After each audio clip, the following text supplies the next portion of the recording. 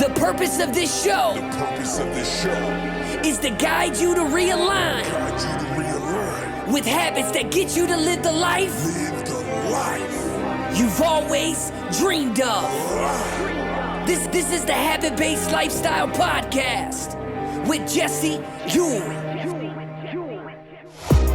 This is the Habit-Based Lifestyle, where you can access your full potential right now. Finally break free from destructive habits. That dream life, if you want it, you can have it. This is where you transform your health, mind, business, and relationships. Or do nothing and keep your life the way it is. But if you're ready for change, you're in the right place. This is where you're gonna learn how to live a habit-based lifestyle. You are tuning in to the Habit-Based Lifestyle Podcast with your host, Jesse Ewell. This is the Habit-Based Lifestyle. Let's go. Welcome back to the Habit-Based Lifestyle Podcast. I'm your host, Jesse Ewell, and today we're going to be talking about making marriage the primary business in your life. Now, this podcast is for a married businessman who struggled to maybe find balance in his marriage and his business.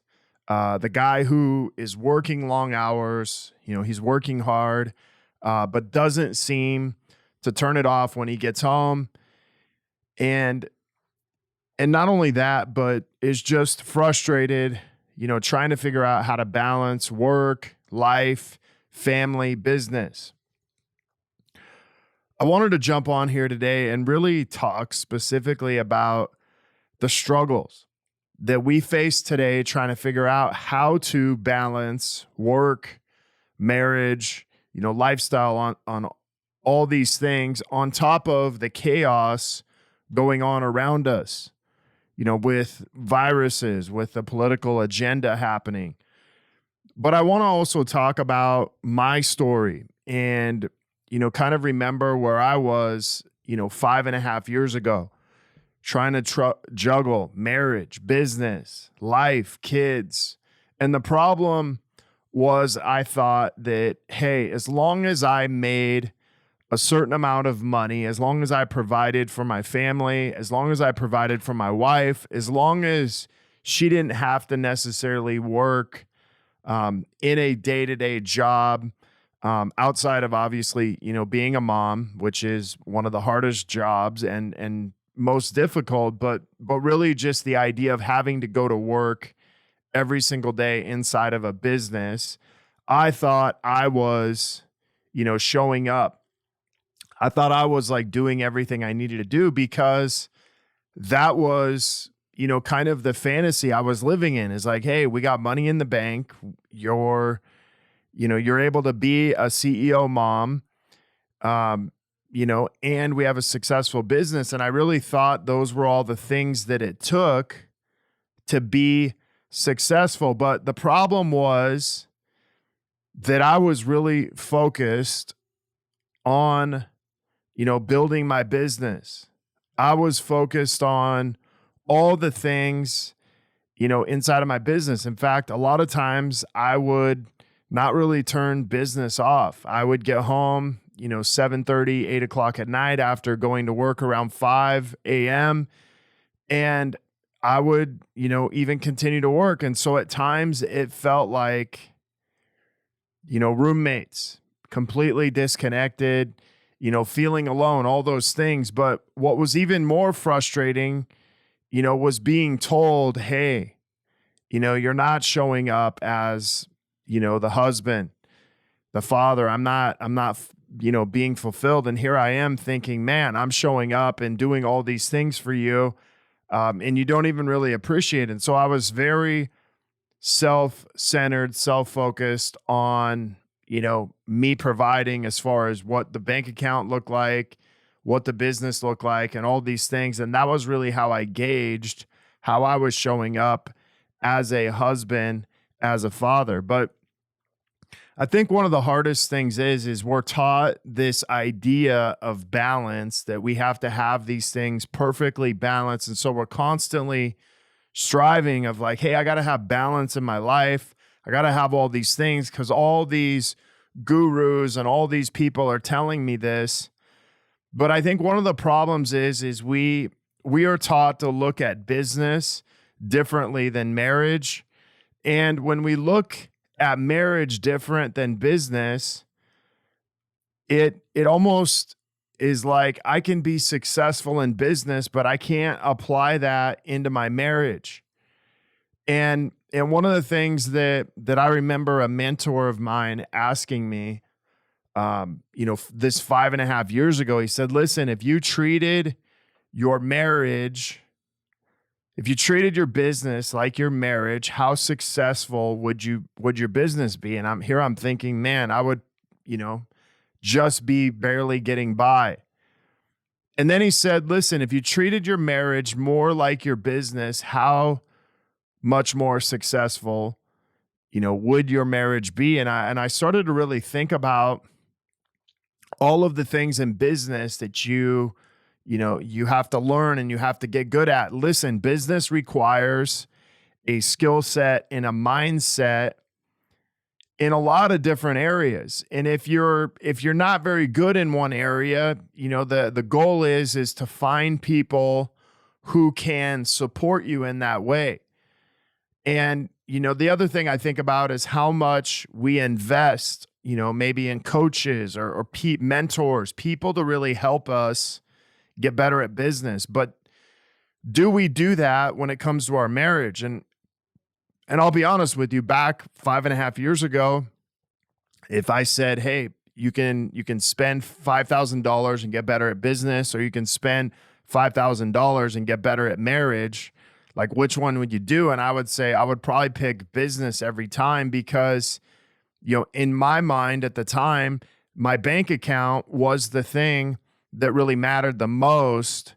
And there was a measurable way to measure that. In marriage, the bank account isn't the way to necessarily measure that. Sure, it can help and it can provide you some things, but it's not necessarily going to dictate how good your marriage is. And so as I started to kind of peel back the layers, I started to think about, okay, well, what do I got to be good at in business? Well, number one thing, I got to be good at marketing. I got to know how to get leads into my business because that kicks everything else off. And listen, if I have a marketing problem, I have a major problem in my business. And that is kind of the number one place we start. And then there's sales. I have to be good at closing. I got to be good at, closing. Once I have a lead, I got to be good at closing this person and collecting money. And then once I'm good at that, or once I have that established, I have to be good with fulfillment. I have to be able to provide the service that I offered to this customer. And then I have to start thinking about, okay, once have these three things down, once I have a certain amount of clients, I got to start hiring employees. I got to have a team to support me.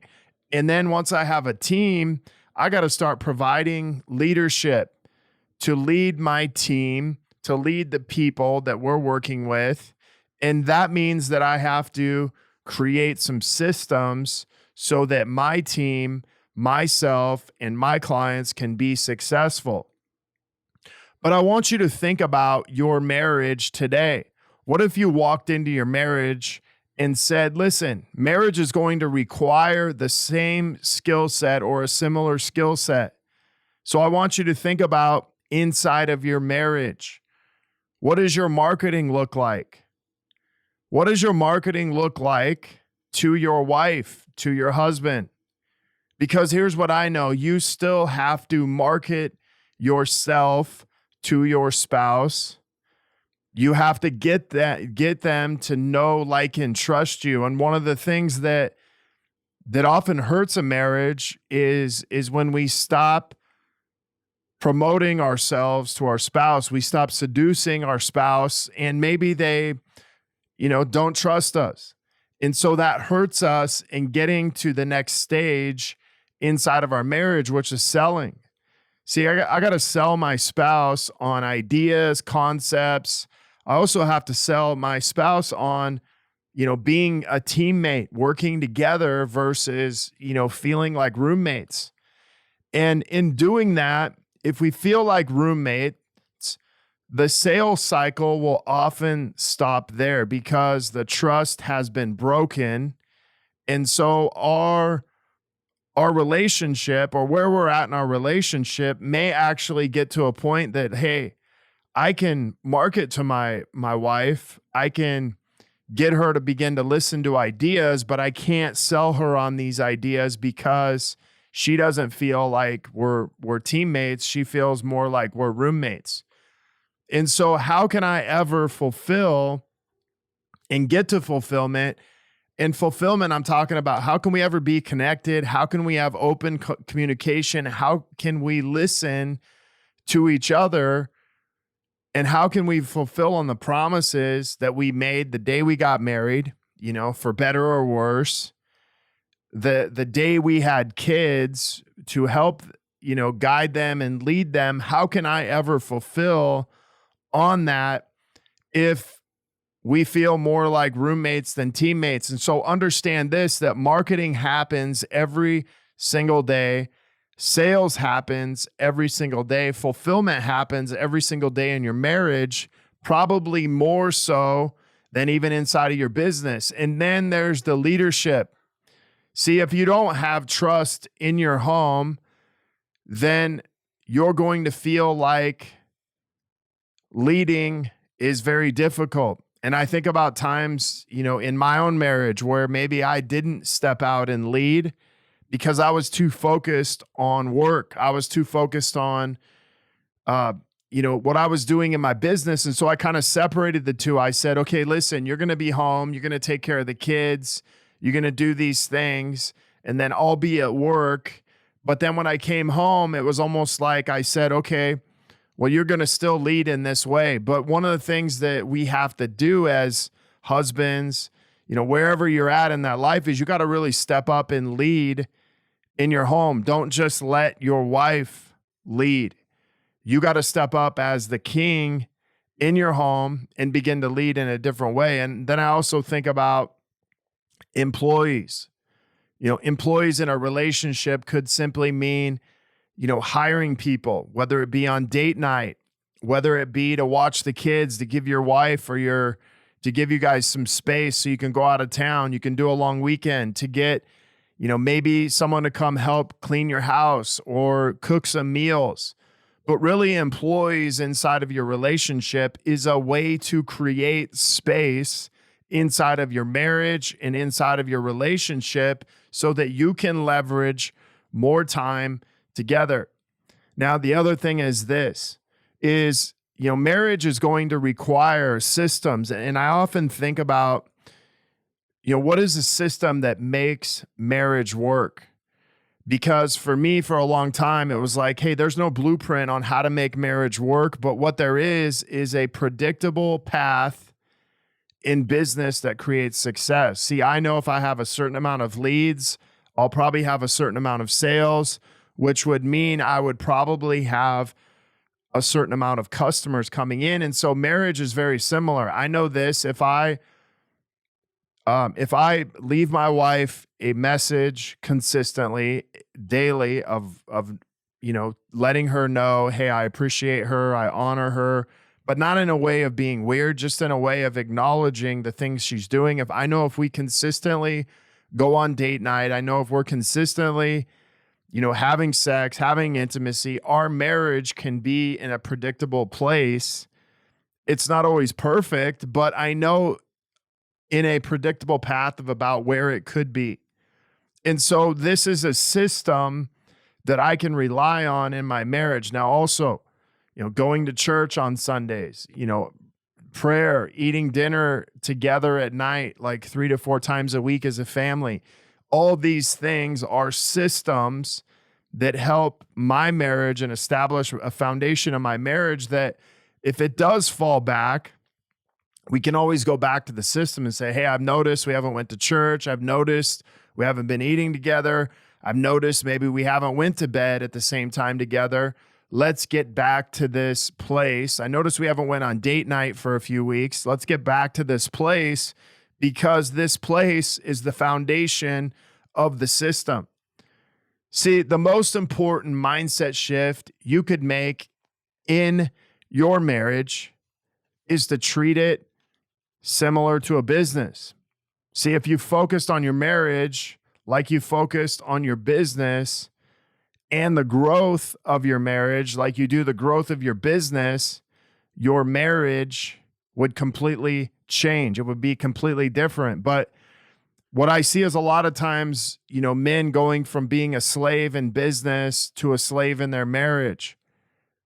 Instead of being the CEO steps back and says, okay, listen, there's some areas inside of my marriage I got to work on. But if you're struggling to find balance, if you're struggling to be the CEO, you have to learn to be intentional in business, in life, and in marriage. We're not going to spend equal time, but you can have equal intention inside of these areas.